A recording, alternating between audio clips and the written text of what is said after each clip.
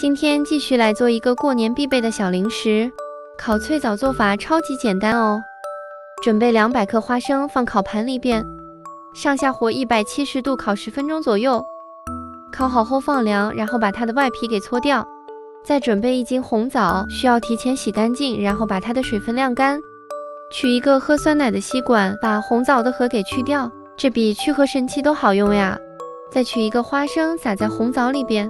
如果一个不够，那就撒2个。如果家里有巴旦木或者是腰果也都可以。我今天做了一半塞花生的，剩下的一半没有塞，是直接去核的红枣，全部倒入烤盆内，稍微给铺平就可以去烤制了。烤脆枣温度不能太高，否则烤出来的是发苦的。没塞花生的需要100度烤2个小时10分钟左右，先把它拿出来。塞花生的需要烤2个小时40分钟左右。刚拿出来的时候是软的，等晾凉了它就是脆脆的了。自己做的也是又香又脆。